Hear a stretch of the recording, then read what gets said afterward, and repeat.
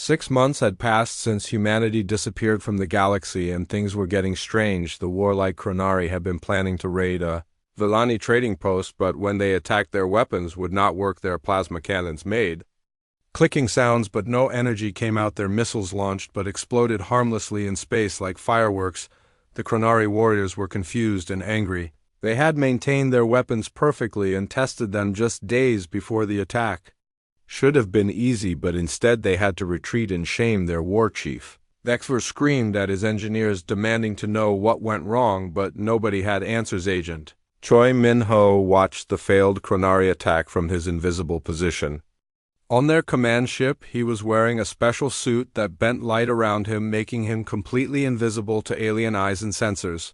The suit also had equipment that could interfere with alien technology without being detected. Choi Min-ho had been trained for this mission for 2 years. He could speak 17 alien languages and had studied the culture and behavior of every major species in the galaxy. His job was to watch and sometimes interfere when the aliens did things that would hurt innocent people. The Chronari retreat was not an accident. Choi Min-ho had used his equipment to disable their weapon systems at the exact moment they tried to fire. He had saved thousands of Villani lives, and the Chronari would never know why their attack failed. They would think it was just bad luck or equipment failure. Meanwhile, on the other side of the galaxy, something else strange was happening. The Villani trade ships were finding their routes much easier than usual. Space pirates, who normally attacked merchant vessels, were having engine problems at the worst possible moments. Asteroid fields that usually blocked shipping lanes seemed to have clear paths that appeared overnight. Captain Song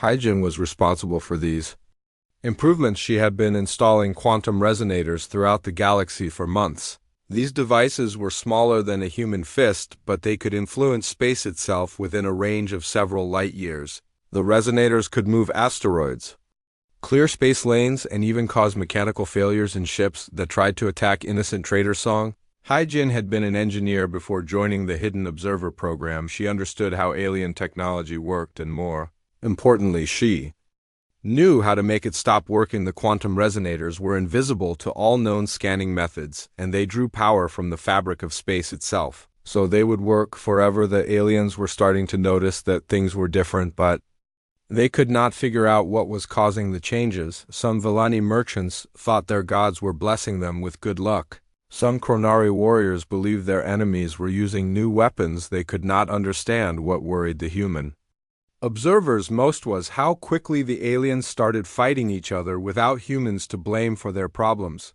The Kixari had always been jealous of Villani trading success, and now they were accusing the Villani of cheating. Somehow the Chronari were convinced that someone was sabotaging their military operations, and they suspected everyone. Lieutenant Yoon Seoku was stationed on the Chronari homeworld, and he could see the war preparations happening everywhere. The Chronari were building new ships and training more warriors. They were planning something big, and Yoon Seoku knew it would be bad for the galaxy. The Chronari had always been aggressive, but they had been held back by human diplomacy and the threat of human military intervention. Now that humans were gone, the Chronari leaders thought they could conquer whatever they wanted. They were especially interested in the worlds that humans had abandoned. Yoon Seoku sent regular reports back to Human Command through quantum communication devices that could not be detected or intercepted. His reports painted a picture of a galaxy that was becoming more dangerous every day. The Chronari were not the only ones preparing for war. The Villani were secretly building defensive weapons and hiring mercenaries to protect their trade routes. The Kixari were developing new poisons and biological weapons that could kill entire populations. The smaller alien races were forming alliances and preparing for the chaos they knew was coming back in the hidden dimension. President Kang So-young read these reports with growing concern. She had hoped that removing humans from the galaxy would force the aliens to learn to cooperate better. Instead, it seemed like humanity had been the only thing preventing a massive galactic war. Dr. Lee Neri was working on upgrades to the quantum resonators that would give humans more control over alien technology. She had discovered that most alien devices use similar energy patterns, and she could disrupt these patterns from a distance. This would allow humans to disable entire fleets without firing a single shot. The Most disturbing report came from Agent Park Ji-min, who was observing the Galactic Council. The council members were arguing constantly, and several species were threatening to leave the alliance. They blamed each other for the problems that were happening throughout the galaxy without humans to unite against. The aliens were remembering all their old grudges and conflicts. The Chronari still hated the Villani for an ancient trade dispute. The Kikshari were angry about territorial boundaries that had been set centuries ago. Even the peaceful Zephyrians were starting to build weapons. What the aliens did not realize was that humans had been quietly mediating these disputes for years. Human diplomats had prevented dozens of wars and solved hundreds of conflicts. Now, without human intervention, the galaxy was returning to its natural state of chaos and violence. Captain Kim Do-jin was commanding the hidden human fleet and preparing for the day when humanity would have to reveal itself again. He knew that the aliens would eventually start a war that would destroy billions of lives, and only humanity would have the power to stop it. The human ships existed in multiple dimensions at once, which made them incredibly difficult to detect or attack. They could appear anywhere in the galaxy instantly, and their weapons used principles that alien science had never discovered. The humans had become the most powerful military force in galactic history. Engineer Song Haijin finished installing the quantum resonators in the last major alien system. Now humanity had the ability to monitor and control almost every important piece of technology in the galaxy. They could shut down space stations, disable weapon systems, and even turn off life support if necessary. The alien races had no idea that every conversation they had was being recorded, every military plan was being copied, every secret research project was being watched. Humanity knew everything that was happening in the galaxy while remaining completely invisible. Agent Choi Min-ho reported that the Chronari were almost ready to launch their major offensive. They had built the largest war fleet in galactic history and were planning to attack the former human territories. They believed these worlds were defenseless and would be easy to conquer. What the Chronari did not know was that the former human worlds were protected by quantum defense systems that could destroy entire fleets. The worlds only appeared to be abandoned because humans had moved to the hidden dimension. They were actually more heavily defended than ever before. President Kang So-young made the decision that would change everything. She authorized the first direct intervention in galactic affairs since humanity had disappeared. It was time to show the aliens what real power looked like and teach them why they should not have dismissed humanity. The stage was set for a confrontation that would reshape the galaxy. The aliens thought they were alone, but they had actually been under constant observation. The Chronari were about to learn that some mistakes cannot be undone, and some enemies should never be underestimated. Humanity had been patient and had gathered all the information they needed. Now it was time to act. The Chronari war fleet was the largest military force ever assembled in galactic history. 50,000 ships of every size and type filled the space around the Chronari homeworld like a metal cloud. Admiral Thexver stood on the bridge of his flagship and felt pride swell in his chest. This fleet could conquer the entire galaxy if he wanted it to. The target was the former human world of New Sol, a planet that had been abandoned when humans disappeared. The Chronari scouts had reported that the planet was dark and empty with no signs of life or defense systems. It would be the perfect place to establish a new Chronari colony and show the galaxy that the Chronari were the new masters of space. Admiral Thexver had been planning this attack for months. He had studied the human military records and knew exactly how humans had defended their worlds. The humans had used simple kinetic weapons and basic energy shields that any modern military could overcome easily. The Chronari had weapons that could crack planets and shields that could stop entire star systems from exploding. What Admiral Thexver did not know was that 3 human observers were already on his flagship. Communications Officer Jang Yan-woo was standing right next to him, invisible and listening to every word. Engineer Lee Soo-jin was in the engine room studying the Chronari technology, and Agent Park Dong-hyun was in the weapons bay preparing to disable the entire fleet. The journey to New Sol took 3 days, and during that time the Chronari crews celebrated and boasted about their coming victory. They talked about how they would divide the human worlds among themselves and how they would show the galaxy that the Chronari were not afraid of anyone. Jang Yan Wu recorded everything and sent regular reports back to the human command ship hidden in the shadow dimension. The human leaders were not surprised by the Chronari aggression, but they were shocked by the size of the fleet the Chronari had. Committed almost their entire military to this one attack when the Chronari fleet finally reached New Sol, the planet looked exactly as their scouts had reported. The cities were dark, the orbital stations were empty, and there were no ships or defenses. Anywhere, the planet seemed completely abandoned, and defenseless Admiral Vexfer gave the order to begin the invasion, and 50,000 ships moved toward the planet in perfect formation. The Chronari warriors were excited and ready to claim their prize. They had no idea that they were flying into the most sophisticated trap in galactic history. As the fleet entered orbit around New Sol, something impossible happened. Every single ship in the fleet suddenly lost all power. The engines stopped working, the weapons went offline, the life support systems failed, and even the artificial gravity turned off. 50,000 ships hung motionless in space like dead metal. The Chronari crews panicked as their ships became cold in dark. Emergency lights flickered on in some ships, but most of the fleet was completely powerless. Admiral Vexfer tried to use his emergency communication system, but it was dead too. He could not contact his ships or call for help. Engineer Li Sujin smiled as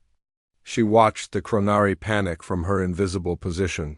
The quantum disruptors had worked perfectly. The devices could shut down any technology that used the fundamental forces of the universe, which meant they could disable almost anything the aliens had built. The best part was that the disruptors did not damage anything permanently. They simply prevented the alien technology from working by interfering with the quantum fields that made modern devices possible. When the disruptors were turned off, everything would work normally again. Zhang Yanwu activated his communication equipment and prepared to send a message to the helpless Chronari fleet. He had been given permission to reveal that humans were responsible for what was happening, but he was not supposed to explain how they had done it. The message appeared on every screen throughout the Chronari fleet, even though all their communication systems were supposed to be dead. The words were written in perfect Chronari script, and they said, "This is your only warning. Leave human space immediately or face the consequences." Admiral Vexfer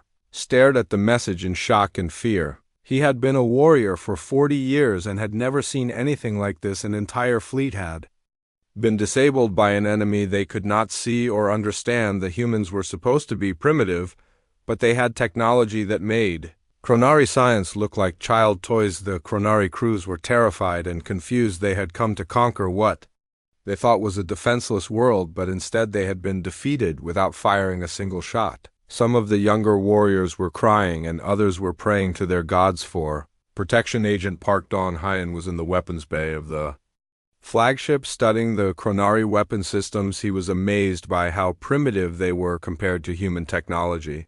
The Chronari had focused on making bigger and more destructive weapons, but they had never learned to think beyond the basic laws of physics. What happened next was even more impossible than the power failure. The entire Chronari fleet suddenly found itself moving through space without any propulsion. The dead ships were being pushed or pulled by some invisible force that operated outside the laws of physics as the Chronari understood them. The fleet was being gently but firmly moved away from New Sol and toward the edge of human space. The Chronari could not resist or change course.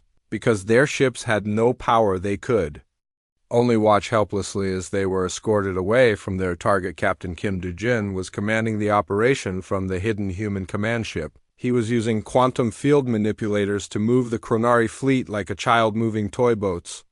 In a bathtub, the technology allowed humans to influence gravity and inertia directly without using any visible force. The journey took 6 hours, and during that time the Chronari crews had time to think about what was happening to them. They had been completely defeated by an enemy they could not see or fight. Their greatest military achievement had been reduced to a collection of helpless metal boxes. When the Chronari fleet finally reached the edge of human space, the ship suddenly regained power. All the systems came back online at once, and the crews cheered with relief. Admiral Vexfer immediately ordered his navigators to plot their position and was shocked by what they found. The fleet was exactly 60 light-years away from New Sol. They had been transported across space in just 6 hours without using any known form of propulsion.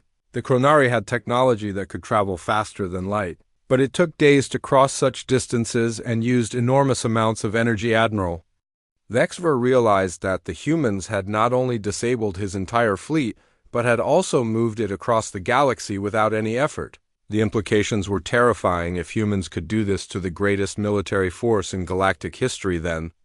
No one was safe from their power. The message that appeared on his screen was simple and clear: do not return to human space, do not attack human worlds. Do not test our patience again. This is your final warning. Admiral Vexver ordered his fleet to return to Chronari space immediately. He had been humiliated and defeated, but he was also impressed. The humans had shown incredible restraint by not destroying the fleet. They had demonstrated their power while avoiding unnecessary death. The news of the Chronari defeat spread throughout the galaxy within hours. The species that had dismissed humans as primitive savages now realized they had made a terrible mistake. Humanity had not disappeared in shame. They had been preparing for something. The galaxy could not imagine. The Galactic Council called an emergency session, and every species sent their best representatives. The galaxy had just learned that there was a new power in the universe, and it was stronger than anything they had ever encountered. 10 years had passed since humanity revealed itself to the galaxy, and the transformation was complete. The constant wars that had plagued the galaxy for millennia were now just stories that old people told to children. Who could barely imagine such violence? Director Park Tae-ho stood in the command center of the Human Oversight Station, watching the peaceful flow of traffic between star systems. Trade ships moved freely along routes that had once been battlefields. Passenger vessels carried tourists and students between worlds that had once been enemies.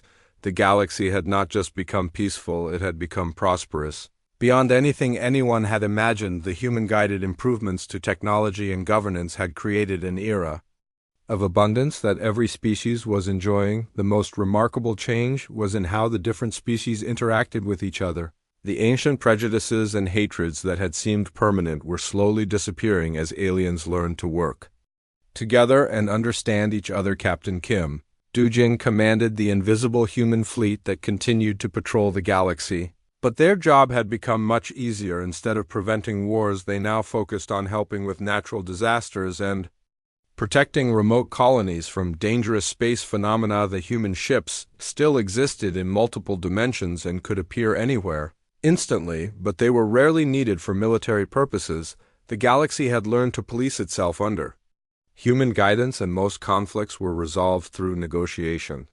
The greatest achievement was the development of the HumanITY protocol, a system that allowed different species to communicate and cooperate more effectively than ever before. The protocol used human understanding of psychology and sociology to bridge the gaps between alien cultures. Dr. Lee Nari had spent years developing the HumanITY protocol. By studying how different species thought and felt, the system helped aliens understand each other's motivations and find common ground. Even when their cultures seemed completely incompatible, the protocol was being used in schools throughout the galaxy where children from different species learned together. Students who grew up using the HumanITY protocol were more tolerant and cooperative than their parents, and they were building a better future for everyone. Professor Lim Jun-young had expanded the Human Academy into a network of schools throughout the galaxy. The academy taught not just human technology, but also human values like patience, cooperation, and the importance of protecting those who could not protect themselves.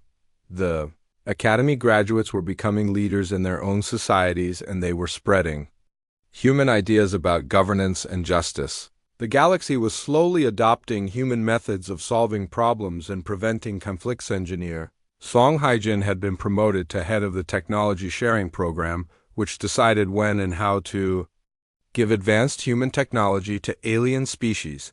The program had strict rules about who could receive what technology and how it could be used.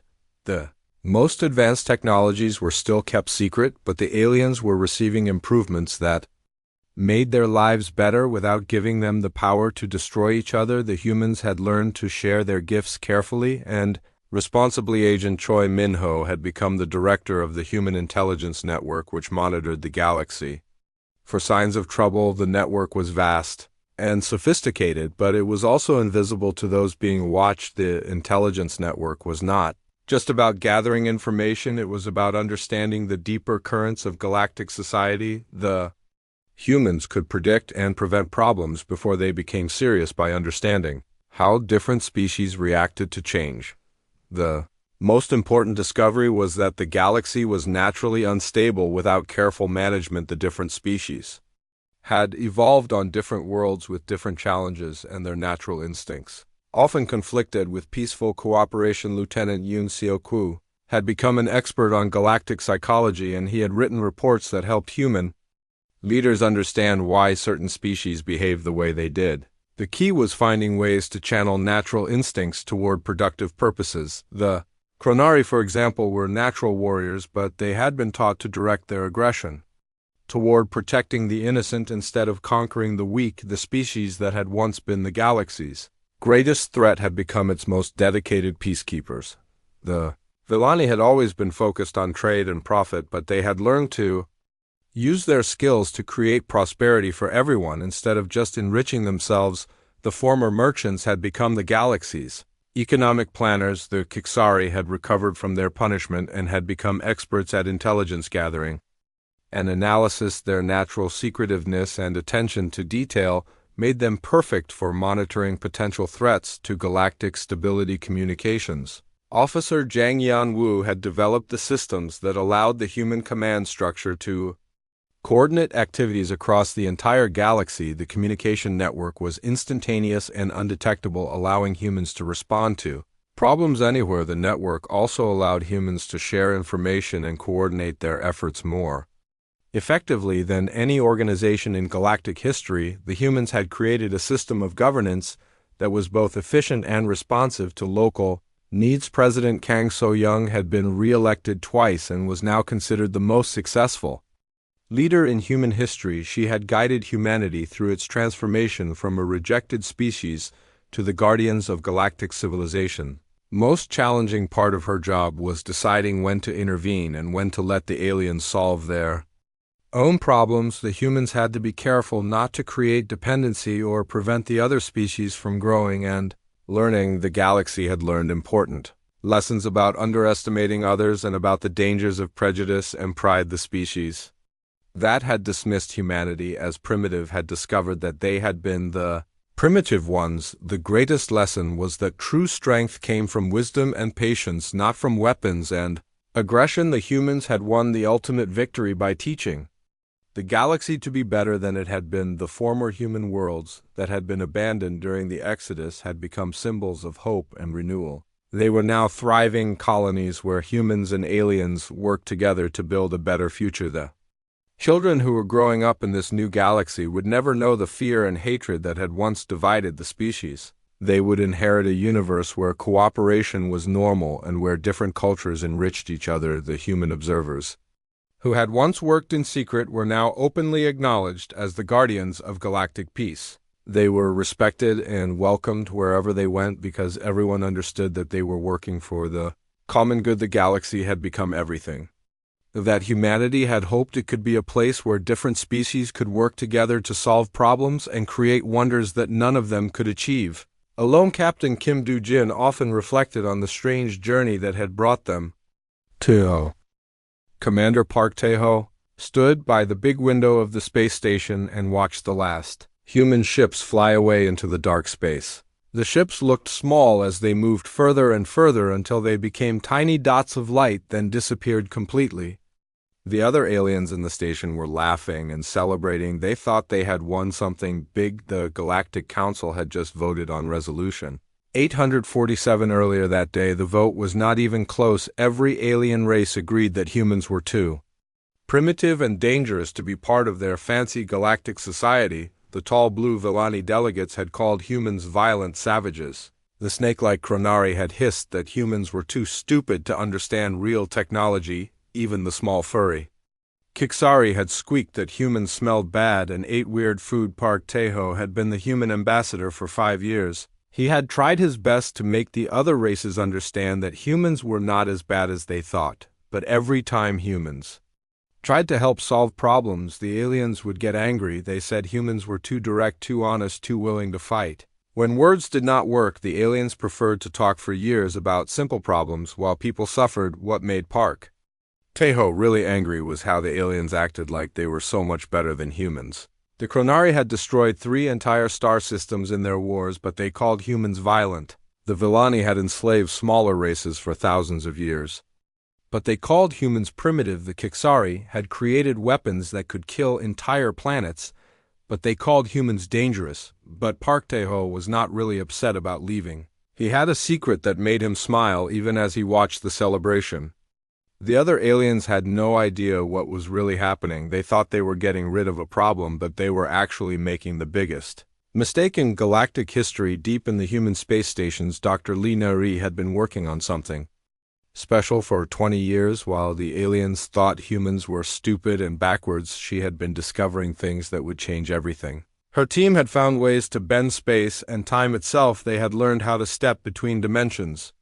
Like walking through doors, they had created technology that made the aliens' best science look like children playing with toys. The aliens never bothered to really study human science. They just looked at human weapons and ships and decided humans were primitive. They never realized that humans had been holding back on purpose. Dr. Lee Nari had convinced the human government to keep their best discoveries secret. She knew the aliens would try to steal human technology, or worse, they would try to destroy humanity before they became too powerful. Captain Kim Do-jin was on the bridge of the last human military ship to leave the station. He had been ordered to make sure all humans got out safely, but he also had another job. He was supposed to start something called Project Silence, which would make the aliens think humans had given up and gone home to hide. Kim Do-jin pressed a button on his control panel and spoke into his microphone. All human ships, this is Captain Kim Do-jin, you are authorized to begin Phase 1 of Project Silence. All ships acknowledged the order and began to change course instead of heading back to human space like the aliens expected. Human ships started to shimmer and fade like heat waves in the desert. The aliens on the station noticed something was wrong with their sensors. The human ships were still there, but the computers could not track them properly. The ships seemed to be moving in and out of reality itself. Park Teho watched the confusion spread through the alien delegates. They were pointing at their screens and arguing in their different languages. None of them could understand what was happening to the human ships. The advanced alien technology that they were so proud of could not even detect the humans anymore. What the aliens did not know was that Dr. Lee Nari had spent years studying something called quantum mechanics. She had discovered that reality had layers like an onion. Humans could move between these layers and exist in places where the aliens could not see them or reach them. It was like having a secret room in your house that nobody else knew existed. The last human ship finished its transformation and slipped into the hidden dimension. Captain Kim Do-jin smiled as he watched the alien station grow smaller. The aliens thought they had won, but they had actually just let loose something they could not control or stop back. On the station, Park Teho gathered his things and prepared to leave. The alien delegates were still celebrating and making speeches about how much better the galaxy would be without humans. They talked about peace and harmony and cooperation, but Park Teho knew they would start fighting among themselves within month. The Chronari delegate slithered over to Park Teho and hissed, "We are glad to see you primitive humans finally leave our civilized galaxy. Do not think about coming back because you will not be welcome." Park Teho looked at the snake-like alien and smiled. "I hope you remember those words in a few months when you realize what you have really done." The Chronari delegate laughed and slithered away, thinking the human was just making empty threats. What none of the aliens understood was that humans had been the only thing keeping the galaxy stable for years. Human diplomats had been quietly solving problems between different alien races. Humans had stopped 3 major wars and helped negotiate hundreds of trade agreements without humans to blame for their problems. The aliens would soon start fighting each other. Dr. Lee Nari received a message from Captain Kim Do-jin that all human ships had successfully entered the hidden dimension. She smiled and activated the next phase of her plan. Human observers would now be placed in every major alien civilization. These observers would be completely invisible to alien technology and would watch everything that happened. The observers had special equipment that could record conversations, take pictures, and even influence electronic systems if necessary. They would be like ghosts that could see and hear everything but could not be detected. The aliens would have no privacy and no secrets from humanity. Professor Lim Jun-young was already preparing the first group of human observers. These were special agents trained to live among aliens without being discovered. They could change their appearance, use alien technology, and even speak alien languages perfectly. They would be humanity's eyes and ears in the galaxy. The most important part of the plan was patience. Humans had learned from their history that sometimes you had to wait for the right moment to act. The aliens expected humans to either attack in anger or hide in fear. Instead, humans would watch and wait while the aliens destroyed themselves. As Park Tae-ho walked to his ship, he looked back at the alien delegates still celebrating their victory. They had no idea that they had just made the worst decision. In galactic history, within months, the galaxy would be in chaos, and only humanity would have the power to fix it. The human ship carrying Park Tae-ho slipped into the hidden dimension and disappeared from alien sensors. The galaxy thought humanity had walked away defeated, but they had actually just moved to a place where they could see everything and plan their next move. The real war had not even started yet. The emergency session of the Galactic Council was the most tense meeting in the history of the galaxy. Representatives from every major species had gathered on the neutral station orbiting the planet Harmony. The usual diplomatic politeness was gone, and everyone was talking at once about the impossible defeat of the Chronari fleet. The Villani trade representative was demanding to know how humans had developed such advanced technology. The Kixari military advisor was insisting that the whole thing was some kind of trick. The Chronari ambassador was sitting in shame, unable to explain how his people's greatest fleet had been defeated without firing a single shot. What made everyone even more nervous was that no one had seen or heard from humans since they had disappeared 6 months ago. The galaxy had assumed that humanity had retreated to their homeworlds to hide, but the destruction of the Chronari fleet proved that assumption was completely wrong. The council chamber was filled with angry voices and wild theories. Some delegates thought the humans had allied with an unknown alien race. Others believed that humanity had discovered ancient technology left behind by a vanished civilization. A few even suggested that humans had somehow learned to use magic. The arguing stopped suddenly when something impossible happened. A human appeared in the center of the council chamber as if he had materialized out of thin air. The delegates gasped, and some of them reached for weapons, but the human held up his hand in a peaceful gesture. Ambassador No Jae-hyun looked around the chamber with calm confidence. He had been chosen for this mission because he was one of the best human diplomats, and he had studied every species in the galaxy. He knew exactly how to handle this situation. Honored delegates, he said in a voice that carried clearly throughout the chamber. Even though he was not wearing any visible communication equipment, you seem surprised by recent events. Perhaps we should discuss the terms of your surrender. The word surrender hit the assembly like a physical blow. These were representatives of species that had ruled the galaxy for thousands of years, and now a human was calmly suggesting that they give up their power. The very idea was insulting and terrifying at the same time. The Chronari ambassador stood up with his scales turning red with anger. How dare you speak of surrender? You may have some new weapons, but you are still just one primitive species against the entire galaxy. We will not be intimidated by parlor tricks. Ambassador No smiled and made a small gesture with his hand. Every screen in the chamber suddenly displayed detailed information about the Chronari military, including troop movements, battle plans, and the locations of secret weapons facilities. The images showed Chronari soldiers in their most secure bases, completely unaware that they were being watched. The Kixari delegate jumped up from her seat. This is impossible. Our intelligence networks are the best in the galaxy. How could you penetrate our security systems without us knowing? In response to her question, Ambassador No gestured again, and the screens now showed Kixari spy networks throughout the galaxy. The display included the names of every Kixari agent, their locations, their missions, and even their personal communications. The Kixari had been completely exposed. The Villani trade representative tried to maintain his composure, but his voice was shaking when he spoke. You are bluffing. No species has technology that advanced Even if you somehow gathered this information, it doesn't mean you can defeat the combined forces of the Galaxy Ambassador. No looked directly at the Villani representative and said, "We have been watching you for 6 months. We have been inside your ships, your cities, your most secure facilities. We have had access to all your technology, all your communications, all your military secrets. We could have destroyed you at any moment." The chamber fell silent as the full implications of his words sank in. The humans had not been hiding, they had been spying on everyone.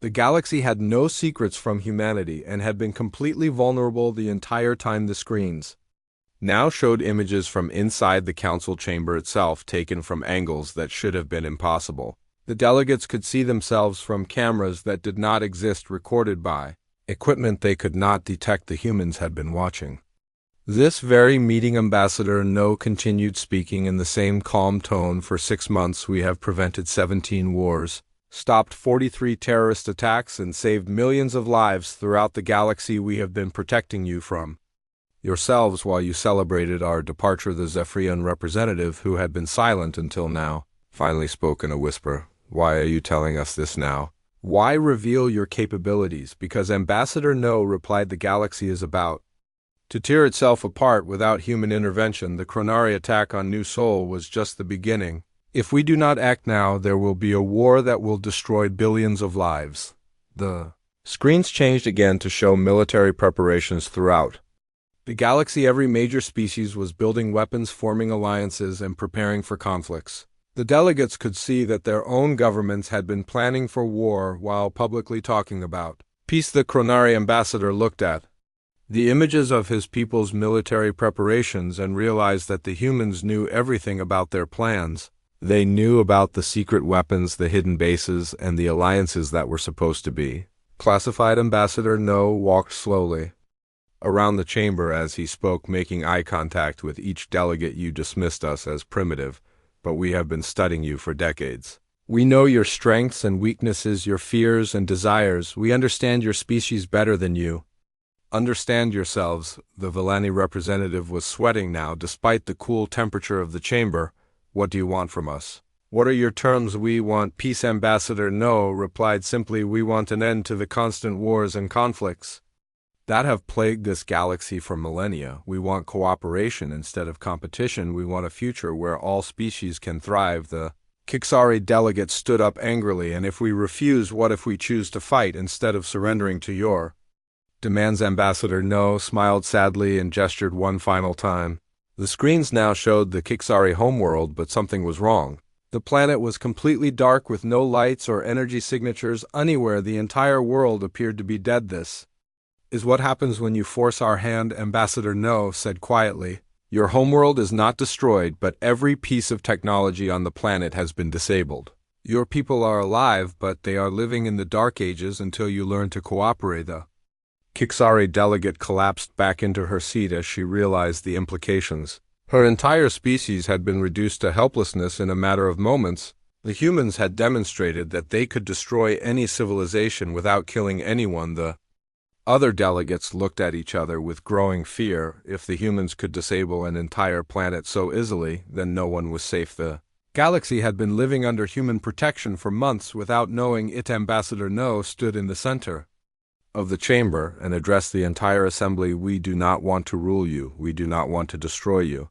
We want to guide you toward a better future. But if you choose to fight us, you will lose.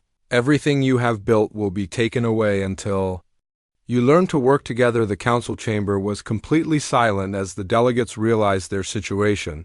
They had expelled humanity from the galaxy thinking they were removing a problem. Instead, they had created the very force that would now reshape their entire civilization. The humans had won the most complete victory in galactic history without firing a single shot.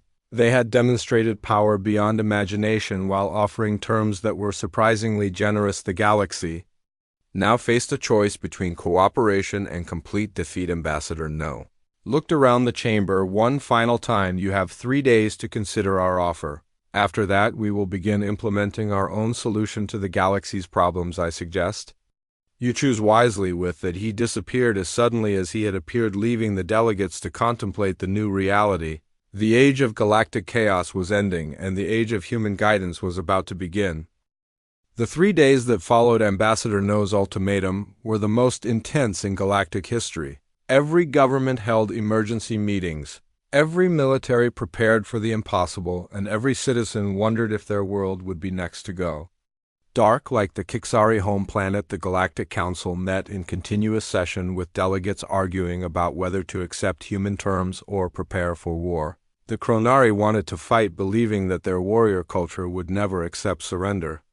The Villani wanted to negotiate, thinking they could make a deal that would preserve their trade empire. The Kixari delegate had not spoken since her home world went dark. She sat in her chair staring at the reports from her planet where millions of her people were living without technology. The humans had been careful not to disable life support or medical equipment, but everything else simply stopped working. On the second day, something happened that changed everything. The Zephyrian representative announced that her government had decided to accept the human terms completely. The Zephyrians had always been peaceful, and they saw cooperation with humanity as their best chance for survival. Within hours of the Zephyrian announcement, their technology began working better than ever. Before, their ships could travel faster, their communications were clearer, and their cities were more efficient. The humans had rewarded cooperation with technological gifts that improved every aspect of Zephyrian life. The other species watched in amazement as the Zephyrians shared videos of their improved technology.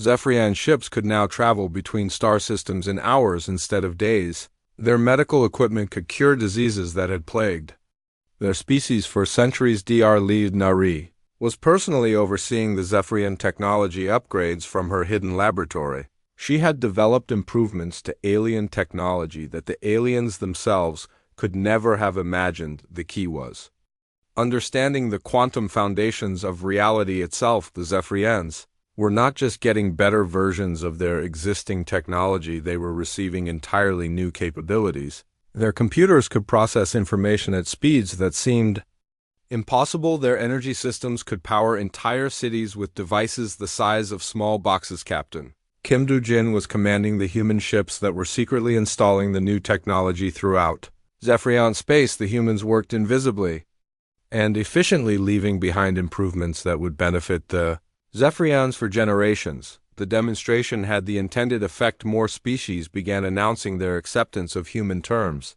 The smaller races were the first to agree, followed by some of the moderate powers. The Kronari and a few other military species held out, but their resistance was weakening. President Kang So-young was coordinating the entire operation from the hidden human command center. She had divided the galaxy into zones with different human teams responsible for each area. The scale of the operation was enormous, but humanity had prepared for this moment for years, as the surrender negotiations were unlike anything in galactic history. The humans did not demand territory or resources or tribute. Instead, they wanted changes in how the galaxy was governed. They wanted an end to slavery, an end to genocide, and an end to wars of conquest.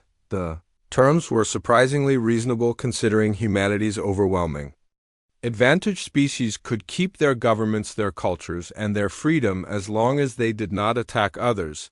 The humans would provide technology and guidance, but they would not rule directly. Engineer Song Haijin was working with alien scientists to help them understand the new technologies. The aliens were amazed by human knowledge and eager to learn.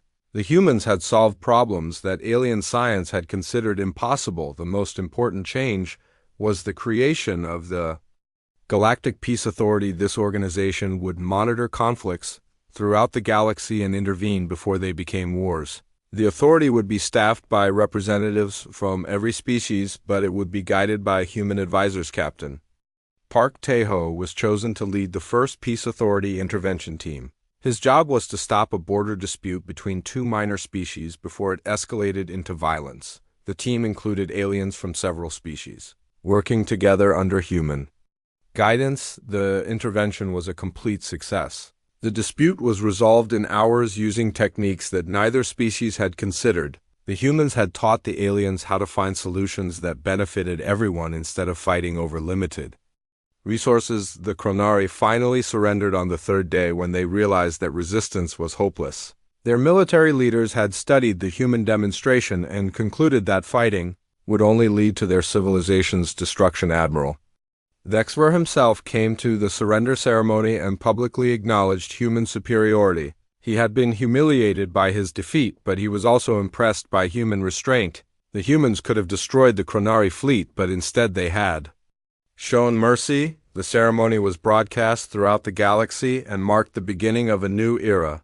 Every species in the galaxy was now part of the human-guided alliance. The age of constant warfare was ending, and the age of cooperation was beginning. Professor Lim Jun-young established the first human academy on the former Galactic Council Station. The academy would train representatives from every species in the new technologies and governance methods that would reshape the galaxy. The academy students were amazed by what they learned. Human science was not just more advanced, it was based on completely different principles. The humans had learned to work with the fundamental forces of reality, while alien science only manipulated surface phenomena. The most shocking revelation was that humans had been holding back their technology for decades. The devices that seemed impossible to alien minds were actually simple applications of human knowledge. The humans had been careful not to reveal their true capabilities too soon. The transformation of the galaxy happened faster than anyone had expected. Trade between species increased dramatically as human-guided improvements made transportation safer and more efficient. Pirates and raiders found their ships disabled whenever they tried to attack innocent merchants. The constant border conflicts that had plagued the galaxy for millennia simply stopped happening. The Human Peace Authority could detect and prevent conflicts before they began.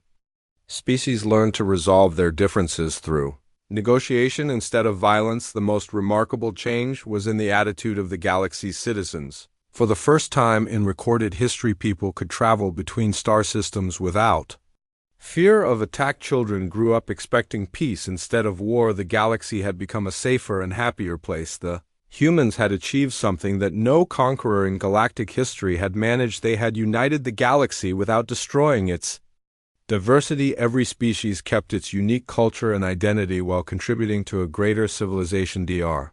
Linari announced that humanity would begin sharing its most advanced technologies with species that proved they could use them responsibly.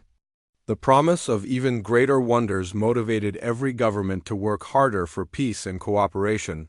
The galaxy had learned that dismissing others as primitive was a dangerous mistake. The humans had seemed backward and violent, but they had actually been the most advanced and thoughtful species in the galaxy. The aliens had judged humanity by their own limitations. Captain Kim Dujin looked out at the peaceful galaxy and felt proud of what humanity had accomplished. They had not conquered through force, but through patience and wisdom. The galaxy was now stronger and more unified than ever before. The new order was not perfect, and there were still problems to solve, but the foundation had been laid for a future where all species could thrive together. The humans had walked away from the galaxy in silence, but they had returned as its guardians and teachers. The greatest victory was not military, but moral. The humans had shown that power should be used to protect and guide rather than to dominate and destroy. The galaxy had learned this lesson and would never be the same.